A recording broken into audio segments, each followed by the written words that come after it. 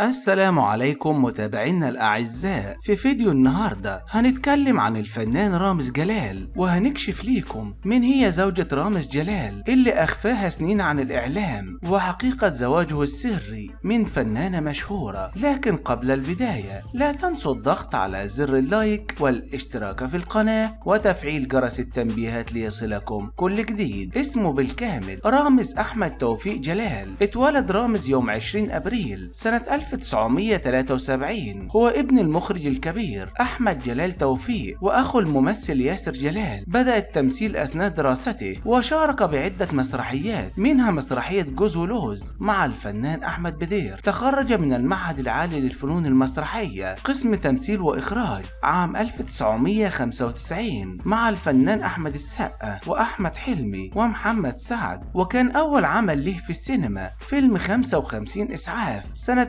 2001 مع الفنان أحمد حلمي والفنان أحمد سعد. وكانت أول بطولة مطلقة له في فيلم أحلام الفتى الطايش سنة 2007 مع الفنانة نيللي كريم. ارتبط اسم رامز جلال بشهر رمضان من خلال تقديم برامج المقالب في أصدقائه الفنانين، وحققت برامج المقالب اللي بيقدمها نجاح كبير، واللي جعل الجمهور عايز يعرف عن حياة رامز الشخصية، خصوصا إن رامز متعمد إن يبعد حياته الشخصية عن الأضواء وعن عائلته. لكن من فترة انتشرت صورة للفنان رامز جلال وظهرت معه في الصورة فتاة جميلة، واتقال ان الفتاة دي زوجته اللي اخفاها عن الاعلام. والصورة دي انتشرت بسرعة كبيرة على مواقع التواصل الاجتماعي، واكد البعض ان دي فعلا زوجته، وصورتها نالت اعجاب الجميع. ومن المعروف كمان عن الفنان رامز جلال ان له ابن اسمه ياسر على اسم عمه الفنان ياسر جلال، وهو من مواليد سنة 2012 وعمره دلوقتي 12 سنة. وبرضه الفنان رامز جلال بيتعمد يخفي صورته هو كمان عن الإعلام، وبسبب إخفاء رامز جلال زوجته وابنه عن الإعلام افتكر البعض أن رامز لسه أعزب رغم إنه متجوز وعنده ابن. وكانت من فترة طويلة طلعت إشاعة إن الفنان رامز جلال متجوز من الفنانة غادة شريف، وإنها بعدت عن التمثيل ورجعت تاني لما كبر ابنها. والإشاعة دي اعتمدت على صورة جمعت الفنان رامز جلال بالفنانة غادة شريف، وكان واضح من الصورة إنها فعلا من حفل زفافهم. لكن زي ما عودناكم إننا ندور على الحقيقة كاملة قبل ما نعرضها ليكم، واتضح من الصورة دي من مسلسل جمع الفنان رامز جلال بالفنانة غادة شريف سنة 2001، وكان اسم المسلسل ده وتاهت بعد العمر الطويل. والإشاعة دي جعلت الفنان رامز جلال يعلن إنه متزوج من خارج الوسط الفني. رامز جلال ولد في 20 أبريل سنة 1973. هو ممثل ومقدم برامج مصري. تخرج من المعهد العالي للفنون المسرحية عام 1995، ثم عمل ببعض الأدوار الثانوية حتى قام بأول بطولة مطلقة في فيلم أحلام الفتى الطايش في عام 2007. أنتج العديد من برامج المقالب والتي بدأت منذ عام 2011 في برنامج رامز قلب الأسد، وانطلقت بعدها العديد من البرامج